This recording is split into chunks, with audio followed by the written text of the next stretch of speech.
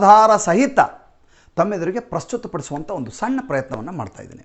ಸ್ನೇಹಿತರೆ, ನಿಮಗೆ ಗೊತ್ತಿರಲಿ, ಈ ಕೋವಿಡ್-19 ಇದೆಯಲ್ಲ, ಇದು 5 ವರ್ಷಗಳ ಹಿಂದೆಯೇ ಇದಕ್ಕೆ ಪೂರ್ವ ತಯಾರಿ ನಡೆದಿತ್ತು. ಅದಕ್ಕೆ ದಾಖಲೆಗಳು ದೊರೆತಿವೆ. ಏನು ದಾಖಲೆ? 2015ರಲ್ಲಿ ಡಚ್ ಸರ್ಕಾರದಲ್ಲಿ ಒಬ್ಬ ವ್ಯಕ್ತಿ, ರಿಚರ್ಡ್ ರಾತ್ಶೀಲ್ಡ್ ಅನ್ನುವಂಥ ವ್ಯಕ್ತಿ, ಇದರ ಪೇಟೆಂಟನ್ನು ರಿಜಿಸ್ಟರ್ ಮಾಡ್ತಾನೆ. ಎಂಥ ಗಂಡಾಂತರಕಾರಿ ಆಲೋಚನೆ ನೋಡ್ರಿ. ಇನ್ನೂ 5 ವರ್ಷ ಆದಮೇಲೆ ಬರುವಂಥ ಒಂದು ಕಾಯಿಲೆಯನ್ನು 5 ವರ್ಷ ಮುಂಚೆ ಪ್ಲ್ಯಾನ್ ಮಾಡಿ ಅದನ್ನು ಪೇಟೆಂಟ್ ರಿಜಿಸ್ಟರ್ ಮಾಡ್ತಾನೆ. ಏನಂತ ಪೇಟೆಂಟ್ ರಿಜಿಸ್ಟರ್ ಮಾಡ್ತಾನೆ? System and method for testing COVID-19 ಅಂತ ಪೇಟೆಂಟ್ ರಿಜಿಸ್ಟರ್ ಆಗತ್ತೆ. ಏನು ಅಪಾಯಕಾರಿ ಷಡ್ಯಂತ್ರವನ್ನು ಮಾಡಿದ್ರು ನೋಡಿ. ಅದಾಯಿತು. ಅದಾದಮೇಲೆ ಏನಾಗತ್ತೆ? 2017ರಲ್ಲಿ ಜಗತ್ತಿನ ಎಲ್ಲ ಭಾಗಗಳಿಗೆ, America, Europe, Australia, China, Bharat, ಎಲ್ಲ ದೇಶಗಳಿಗೆ ಮೆಡಿಕಲ್ ಕಿಟ್ಗಳನ್ನು ಸಪ್ಲೈ ಮಾಡಲಾಗುತ್ತೆ. ಮೆಡಿಕಲ್ ಕಿಟ್ ಅಲ್ಲ, ಅದು ಕ್ಲಿಯರ್ ಆಗಿ ಅವರ ವೆಬ್ಸೈಟ್ನಲ್ಲಿದೆ. ಕೋವಿಡ್-19 ಟೆಸ್ಟಿಂಗ್ ಕಿಟ್ ಅಂತ ಅದಕ್ಕೆ ಹೆಸರು. ಈ ನಿಮ್ಮ ವೆಬ್ಸೈಟದ ಚಿತ್ರವನ್ನು ಇದರಲ್ಲಿ ನಾನು ನಿಮ್ಗೆ ತೋರಿಸ್ತಾ ಇದ್ದೀನಿ. ಅದರಲ್ಲಿ ಸೆಪ್ಟೆಂಬರ್ 5ನೇ ತಾರೀಕು ಇದನ್ನು ಒಬ್ಬ ಕಂಡು ಹಿಡಿದ್ಬಿಡ್ತಾನೆ. ಯಾವಾಗ 2017-18ರಲ್ಲಿ ಟ್ರಿಲಿಯನ್ಸ್ ಆಫ್ ಡಾಲರ್ಸ್ ದುಡ್ಡಿನ ಈ RT-PCR ಮತ್ತು ನಾವು ಆ್ಯಂಟಿಜೆನ್ ಟೆಸ್ಟ್ ಅಂತ ಏನು ಹೇಳ್ತೀವಲ್ಲ, ಇದಕ್ಕೊಂದು ಕಿಟ್ ಅಂತ ಇರುತ್ತೆ. ಆ ಕಿಟ್ಟನ್ನು ಜಗತ್ತಿನ ಎಲ್ಲ ಭಾಗಗಳಿಗೆ ಮೊದಲೇ ಮಾರಾಟ ಮಾಡಿಬಿಡಲಾಗತ್ತೆ.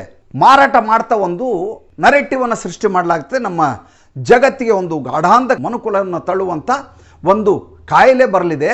ಆ ಕಾಯಿಲೆಗೋಸ್ಕರ ಈ ಟೆಸ್ಟಿಂಗ್ ಕಿಟ್ಗಳನ್ನು ನಾವು ಮಾರಾಟ ಮಾಡ್ತಾ ಇದ್ದೀವಿ ಅನ್ನುವಂಥದ್ದೊಂದು ನರೇಟಿವನ್ನು ಸೃಷ್ಟಿ ಮಾಡಿ 2017-18ರಲ್ಲಿ ಟ್ರಿಲಿಯನ್ಸ್ ಆಫ್ ಡಾಲರ್ಸನ್ನು ಮಾರಾಟ ಮಾಡಿ ದುಡ್ಡು ಮಾಡ್ಕೊಳ್ಳೋಕ್ಕಾಗತ್ತೆ. ಅದಾದ ಮೇಲೆ ಸೆಪ್ಟೆಂಬರ್ 5ನೇ ತಾರೀಕು ವೆಬ್ಸೈಟಲ್ಲಿ ಒಬ್ಬ ವ್ಯಕ್ತಿ ಇದನ್ನು ನೋಡಿಬಿಡ್ತಾನೆ. 2 ವರ್ಷ ಮುಂಚೆ ಈ ರೀತಿ ಹೇಗೆ ಬರಲಿಕ್ಕೆ ಸಾಧ್ಯ ಅಲ್ವಾ? ಯೋಚನೆ ಮಾಡಿ.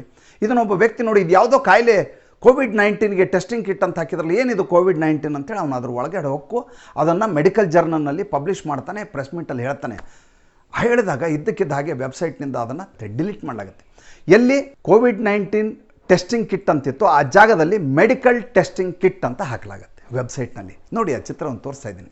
ಕಳ್ಳರು ಯಾವಾಗಲೂ ಹೋಗುವಾಗ ಸುಳಿವನ್ನು ಬಿಟ್ಟು ಹೋಗ್ತಾರೆ ಅಂತ ಹೇಳ್ತಾರೆ. ಇವರು ಕೂಡ ಸುಳಿವನ್ನು ಬಿಡ್ತಾರೆ. ಏನಂದರೆ, ಪ್ರಾಡಕ್ಟ್ ಕೋಡ್ ಇರುವಂಥ ಜಾಗದಲ್ಲಿ ಕೋವಿಡ್-19 ಮೆಡಿಕಲ್ ಟೆಸ್ಟಿಂಗ್ ಕಿಟ್ ಅಂತಲೇ ಇರುತ್ತೆ. ಅಂದರೆ ಇದನ್ನು ಮುಚ್ಚಿಡಲಿಕ್ಕೆ ಅವ್ರ ಕಡೆ ಸಾಧ್ಯ ಆಗೋದಿಲ್ಲ. ಇದಾದ ಮೇಲೆ 2017ರಲ್ಲಿ ನಾವೆಲ್ಲ ಬಹಳ ದೊಡ್ಡ ಪಿತಾಮಹ ಅಂತ ನಂಬಿದ್ವಲ್ಲ, ಸಾಂಕ್ರಾಮಿಕ ರೋಗ ತಜ್ಞ, ವೈರಾಣು ತಜ್ಞ, ಆಮೇಲೆ ರಾಷ್ಟ್ರಾಧ್ಯಕ್ಷರ ವೈದ್ಯಕೀಯ ಸಲಹೆಗಾರ ಅಂತ ನಾವು ನಂಬಿಬಿಟ್ಟಿದ್ವಲ್ಲ, ಆಂಥೋನಿ ಫೌಜಿ. ಆತ ಪೂರ್ವ ಭಾಗ, ನಮ್ಮ ಡೊನಾಲ್ಡ್ ಟ್ರಂಪ್ ಅವರ ಆಳ್ವಿಕೆ ಪೂರ್ವ ಭಾಗದಲ್ಲಿ 2017 ಒಂದು ಅನೌನ್ಸ್ಮೆಂಟ್ ಮಾಡ್ತಾನೆ.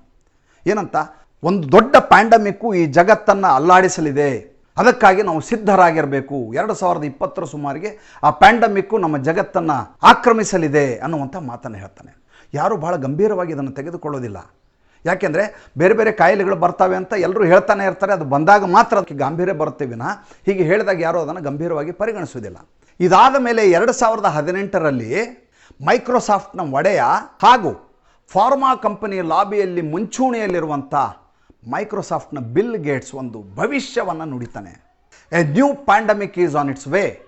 It will kill not less than 3 billion people on the earth ಅಂತ ಹೇಳ್ತಾನೆ. ಜಗತ್ತಿನಲ್ಲಿ 3 ಕೋಟಿಗಿಂತ ಹೆಚ್ಚು ಜನರನ್ನು ಈ ಪ್ಯಾಂಡಮಿಕ್ಕು ಸಾಯಿಸಲಿದೆ ಅಂತ 2018ರಲ್ಲೇ ಭವಿಷ್ಯ ನುಡಿತಾನೆ.